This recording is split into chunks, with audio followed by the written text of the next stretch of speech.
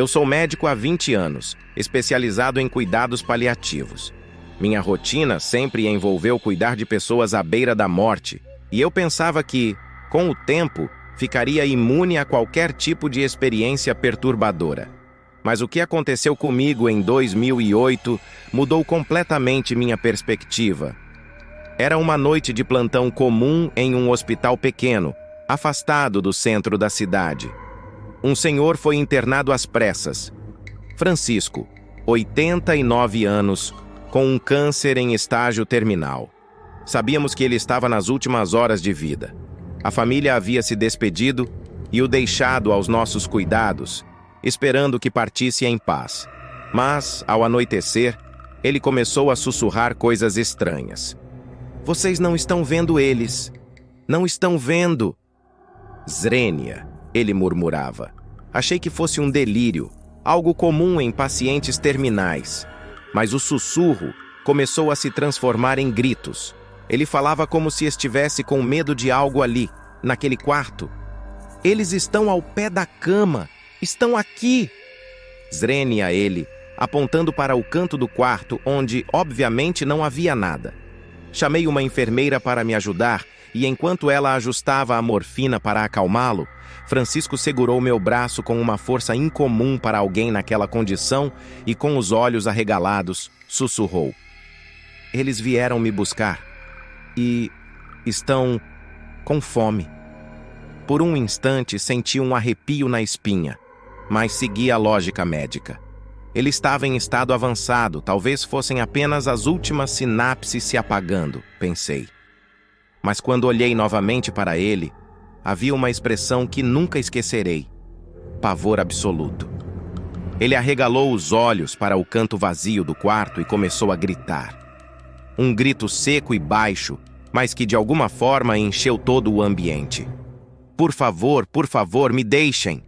Logramos, ele gritava enquanto seu corpo tremia. Olhei para a enfermeira, que também parecia tensa, e tentei acalmá-lo dizendo que não havia ninguém ali, que ele estava seguro. Mas então, as luzes do quarto começaram a piscar. Algo não ar mudou. Havia uma sensação gelada, como se uma corrente de ar frio estivesse circulando por todo o ambiente, mas o ar-condicionado estava desligado.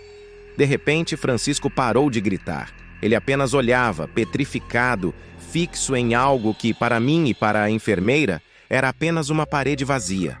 Então, como num sussurro, ele disse: "Vocês não sabem o que é morrer com alguém vindo buscar você.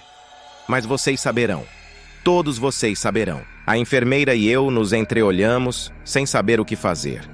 Francisco suspirou, e aquele foi o último som que ele emitiu. Seu corpo relaxou, e finalmente ele se foi. E foi então que vimos algo sutil, um vulto escuro, passando pelo canto do quarto e desaparecendo. A enfermeira deu um passo para trás, o rosto pálido, e eu senti um frio indescritível. No canto onde Francisco apontava antes de morrer, o monitor cardíaco e outros equipamentos piscavam e chiavam, como se ainda houvesse alguma presença ali. Eu já vi muitos pacientes partirem, mas aquele foi o único caso em que senti que algo, ou alguém, realmente veio buscá-lo.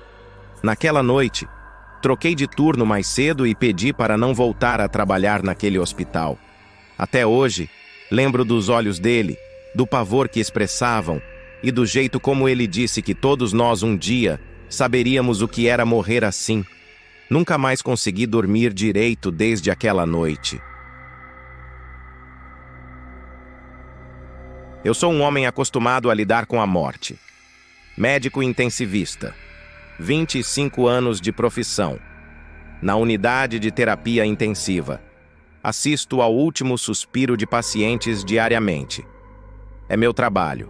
Meu trabalho é encarar a finitude humana e tentar estender a vida ao máximo possível, mesmo que isso signifique vê-los definharem, respirando por máquinas, um corpo preso à vida, mas sem alma.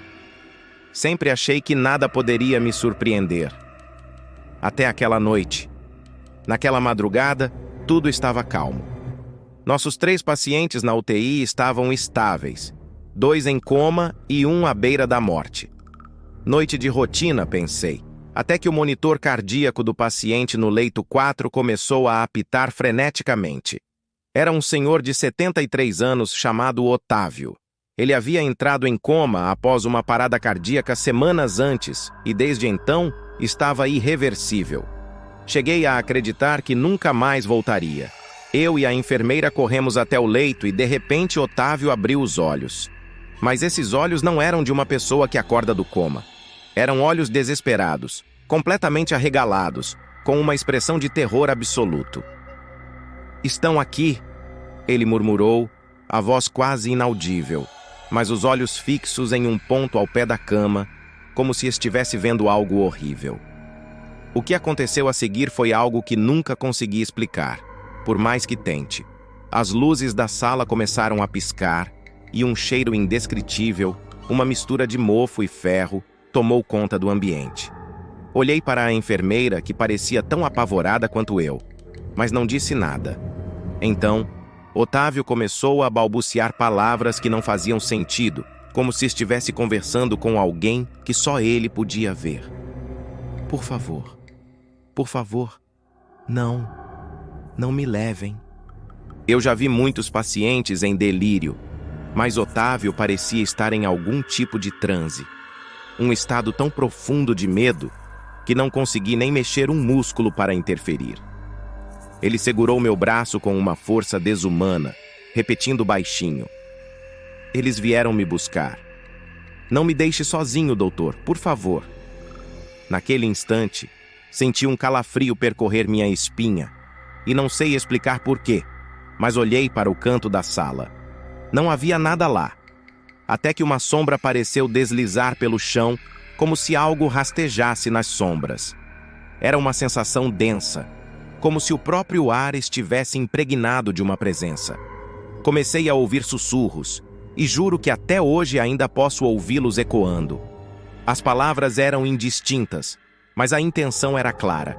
Algo estava ali para levá-lo. De repente, a mão de Otávio afrouxou. Seus olhos se arregalaram ainda mais, e uma última lágrima escorreu pelo rosto. A linha do monitor cardíaco foi cortada pelo sinal contínuo, e finalmente ele se foi. Mas algo me dizia que aquela morte não havia sido um fim pacífico. Ao contrário, parecia que ele havia sido arrancado deste mundo à força. Depois daquele dia, meu trabalho nunca mais foi o mesmo.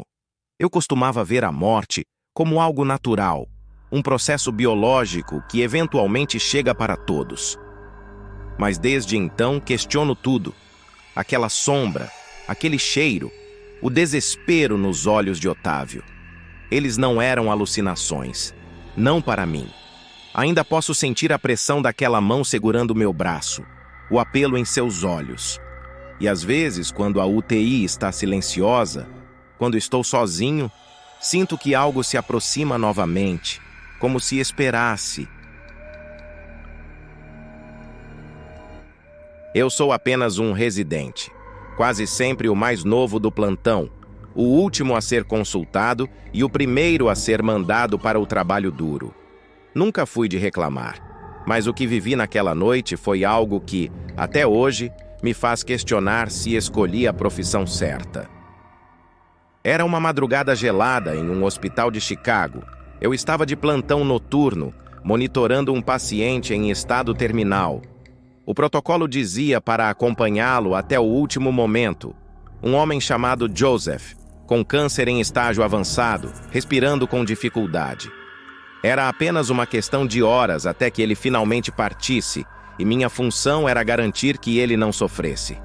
A unidade estava deserta, o silêncio reinava, cortado apenas pelo apito suave do monitor cardíaco. Estava tudo normal, até que o monitor começou a falhar, emitindo um som estranho, uma interferência que nunca ouvi antes. Fui verificar os cabos, mas eles estavam bem conectados. Olhei para Joseph e notei que ele tinha os olhos entreabertos, mesmo em coma profundo. A pele dele estava pálida, fria ao toque. Mas os olhos, eles pareciam cheios de terror. Então, senti uma corrente de ar gelado passando pelo quarto, como se alguém tivesse aberto uma janela, mas todas estavam fechadas. O monitor começou a apitar de forma irregular e, de repente, uma sombra se formou no canto do quarto, como uma fumaça escura, densa. Era um borrão indistinto, mas à medida que eu observava, foi assumindo forma, algo alto, fino, com extremidades longas e desproporcionais. Joseph, que estava em coma, começou a murmurar, a voz fraca, arrastada, como se estivesse lutando para falar. Eles estão me levando. Suas palavras eram quase inaudíveis, mas ouvi claramente. Um arrepio subiu pela minha espinha e não consegui mover um músculo. A sombra se inclinou para frente e, juro, eu vi quando ela deslizou, flutuando para o lado de Joseph. Não era uma presença humana, se é que posso dizer assim. Era algo frio, com uma aura de desespero. Quando aquilo parou ao lado da cama, o paciente abriu os olhos completamente e um grito baixo escapou de sua boca. A sombra se inclinou para mais perto de seu rosto. E então, tudo aconteceu muito rápido. O monitor cardíaco emitiu o sinal contínuo da morte, e Joseph soltou o último suspiro, enquanto aquela coisa parecia absorver algo dele. O pavor que senti foi incontrolável, mas estava petrificado. A sombra ficou ali por alguns segundos, parecendo me observar, e então desapareceu lentamente no canto do quarto. Quando finalmente consegui me mexer, toquei o rosto de Joseph. Estava gelado, como se toda a vida, toda a energia tivesse sido sugada. Não sei como saí daquele quarto. Só lembro do pânico, dos olhos de Joseph. Aquela noite, pensei seriamente em largar a residência, abandonar a medicina, porque senti, pela primeira vez, que havia coisas que o conhecimento humano jamais poderia explicar. Nunca contei essa história para ninguém. Quem acreditaria em mim? Sou médico legista há quase 30 anos. Minha vida se resume a examinar corpos, entender como e por que alguém morreu, identificar lesões, traumas ou anomalias que possam explicar o que encerrou aquela vida. A rotina de autópsia é um ofício frio, solitário, cheio de detalhes anatômicos e observações clínicas. Para mim, tudo sempre foi assim. Científico, lógico, racional. Não há mistério ou vida após a morte, apenas a matéria e o fim. No entanto, houve uma noite em que esse meu ceticismo foi desafiado da maneira mais horrenda que você pode imaginar. Era um plantão longo e um corpo havia acabado de chegar ao necrotério. Recebi o laudo preliminar da polícia. Homem, 38 anos, suspeita de morte natural. O sujeito havia sido encontrado em seu apartamento por vizinhos que ouviram um barulho vindo do apartamento dele na madrugada. Foi descrito como uma explosão de gritos, algo tão intenso que fizeram a denúncia. Quando a polícia chegou, encontraram o homem estirado no chão, expressão congelada de terror no rosto, olhos arregalados e boca aberta, como se sua última visão fosse algo de outro mundo. Na sala fria de autópsia, estava só eu e o corpo. O silêncio era absoluto, quebrado apenas pelo som dos instrumentos e do sistema de refrigeração. Enquanto fazia a preparação inicial, notei algo curioso no rosto do homem. Havia pequenos cortes ao redor dos olhos e da boca, algo como arranhões superficiais. Poderia ser uma alucinação minha, mas pareciam arranhões internos, de dentro para fora. Achei aquilo bizarro, mas continuei. Comecei a abrir o tórax e, para minha surpresa, o coração estava mais deteriorado do que eu esperava para a idade dele. Parecia ter sofrido um ataque cardíaco fulminante, mas a aparência dele era estranha, uma espécie de necrose espalhada pelo tecido, como se algo tivesse literalmente drenado sua energia. Enquanto observava isso, percebi um barulho estranho, quase um sussurro, que pareceu ecoar pela sala. Me convenci de que era o sistema de ventilação, mas quanto mais eu tentava ignorar, mais o som aumentava. Parecia uma voz, um murmúrio que preenchia o ambiente. De repente, o som tornou-se claro. Alguém, ou algo, sussurrava meu nome. Doutor, você acha que entende? A morte! Tentei ignorar, mas algo parecia me observar. Meus olhos foram atraídos para o rosto do homem morto, cuja expressão de pavor parecia ainda mais intensa. Enquanto encarava aquele olhar vazio, a luz na sala piscou e um frio invadiu o ambiente. A voz voltou, mais clara e fria. Eles estão aqui. Você nunca acreditou, mas verá. Meu corpo ficou paralisado, como se uma corrente elétrica estivesse me prendendo no lugar. Com o canto do olho, vi algo se movendo no escuro, no canto da sala. Uma sombra densa que parecia respirar, pulsar, como se estivesse viva. A sombra tomou forma e, com horror, vi um rosto surgir, os olhos escuros e vazios, me encarando. A expressão daquilo era de raiva, como se estivesse furiosa por eu estar ali, por eu ter tocado aquele corpo. Então, para meu horror, o corpo do homem na mesa moveu um dos dedos. Sei que isso é impossível, que cadáveres não movem as mãos. Mas aquele dedo começou a se contorcer, o som das articulações estalando enquanto ele apontava para o canto da sala, onde a sombra se formava. A coisa olhou para mim, com um semblante de desafio, e então a voz soou de novo. Você acha que a morte é o fim? Larguei o bisturi e saí da sala, o coração disparado, suor escorrendo pela testa, as mãos tremendo. Jamais contei essa história para ninguém. Eu sei o que vi, sei o que senti. Desde então, minha relação com a morte nunca mais foi a mesma. Não durmo mais em paz. Não costumo compartilhar isso, mas naquela noite, algo aconteceu. Era só mais uma madrugada na emergência, no turno mais pesado da semana. Plantão na sexta-feira à noite, onde tudo que se possa imaginar de violência, acidente e desespero chega até nós. Não é algo fácil, e só quem trabalha nesse tipo de plantão sabe a tensão que é. Estava revisando os prontuários dos pacientes, que já haviam sido atendidos, quando o rádio da ambulância anunciou: paciente com múltiplos ferimentos de bala chegando em 2 minutos. Era uma urgência, e isso significava que eu teria que lidar com uma série de procedimentos em tempo recorde para mantê-lo vivo, ainda que a maioria dos casos assim termine em óbito. A equipe já estava de prontidão quando o homem foi trazido às pressas. Ele era alto, devia ter uns 40 anos, mas o que mais me chamou a atenção foi a expressão no rosto dele. Mesmo inconsciente, ele carregava uma expressão de dor, desespero e medo. Uma sensação estranha começou a crescer em mim. Não era a primeira vez que via um paciente gravemente ferido, mas havia algo nele que parecia inquietante. Algo que não consegui definir. Comecei a trabalhar rápido, examinando os ferimentos. 4 perfurações no tórax, 2 disparos no abdômen e 1 na perna. A equipe e eu estávamos sincronizados, entubando, administrando fluidos, monitorando os sinais vitais.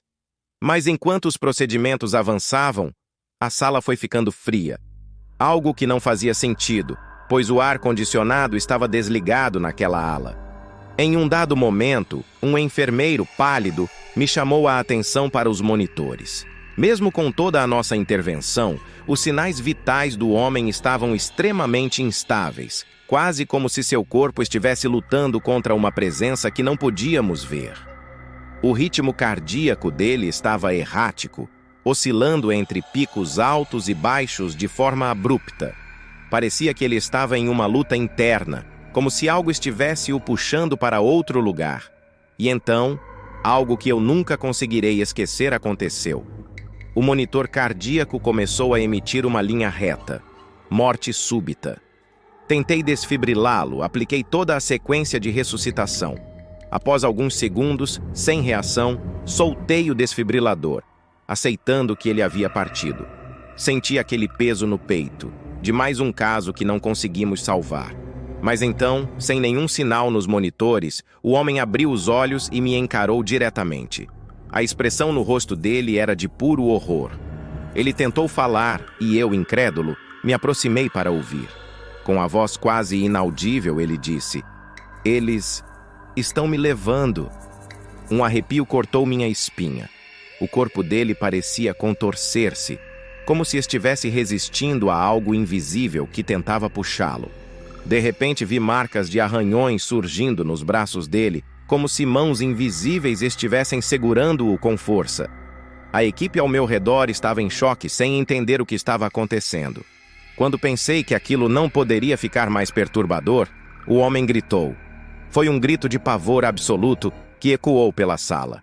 O monitor cardíaco voltou a registrar uma atividade, mas era irregular, uma linha que parecia oscilar como uma batida fraca e desesperada. Ele olhou para o canto da sala e, com o rosto contorcido de medo, murmurou: "Por favor, não me deixem ir com eles."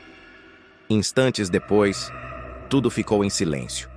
O monitor zerou e dessa vez ele realmente se foi. Ficamos ali, parados, sem saber o que pensar. Nunca acreditei em nada que estivesse fora da ciência, mas aquilo me abalou de uma forma profunda.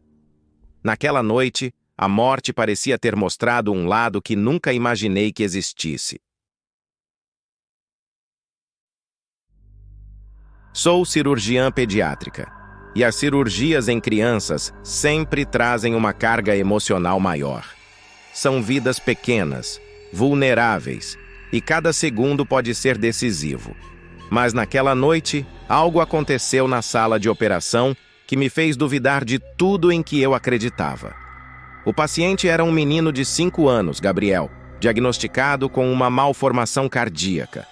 Era uma cirurgia complexa, mas estávamos preparados. A sala estava silenciosa, a equipe concentrada. Começamos a intervenção sem problemas, mas, conforme avançávamos, senti um frio inexplicável, algo que cortava o ar. Não dei importância no começo. A tensão é comum em procedimentos como esse. Enquanto monitorava os sinais de Gabriel, vi seu pequeno corpo reagir de maneira estranha, como se estivesse lutando contra algo invisível. O monitor oscilava entre picos altos e baixos, sem explicação lógica. Olhei para os anestesistas, que me encararam com a mesma expressão de espanto, sem entender o que estava acontecendo. Foi quando olhei para o rosto dele e vi. Os olhos de Gabriel estavam entreabertos, e com o rosto ainda sob o efeito da anestesia, ele murmurava algo. Achei que era impossível, pois ele estava sedado, mas pude ouvir claramente as palavras: "Não me deixe ir. Ele está aqui, me puxando."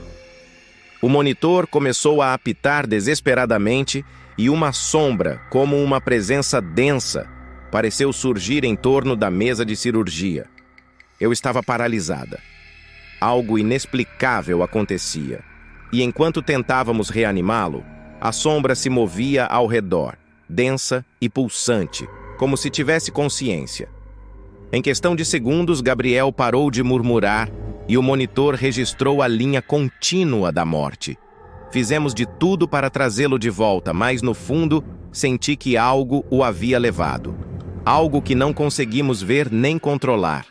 Até hoje, os detalhes daquela noite me perseguem, como se a presença que vi ainda estivesse por perto. E embora ninguém acredite em mim, sei que naquele dia, entre a vida e a morte, vislumbrei algo que vai além de qualquer conhecimento médico.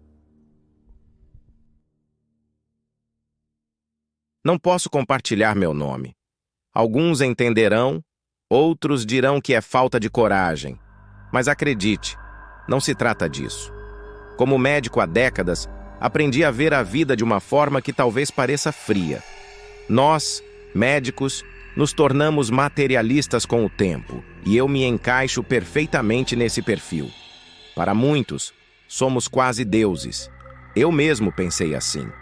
Controlamos o destino de pacientes, ditamos suas chances, e sim, acreditamos que podemos encarar a morte como mais uma variável da medicina. Mas algo aconteceu comigo, algo que ainda me assombra. Era um plantão comum. Quando você passa anos trabalhando em emergência, a rotina é sóbria, previsível. Mas naquela noite, no fim de uma cirurgia de alto risco, senti uma presença, algo inexplicável. Meu paciente, um homem jovem, 32 anos, tinha sido vítima de um acidente de moto. Ele chegou à emergência em choque, com perda massiva de sangue e órgãos internos comprometidos. A cirurgia foi complicada, o tipo de situação que exige técnica e concentração absoluta. Mas no final, quando o estabilizamos e começamos a suturar, senti algo estranho. Era uma sensação densa, como se o ar ao meu redor estivesse pesado. Não pensei muito sobre isso. Continuei o procedimento até o final.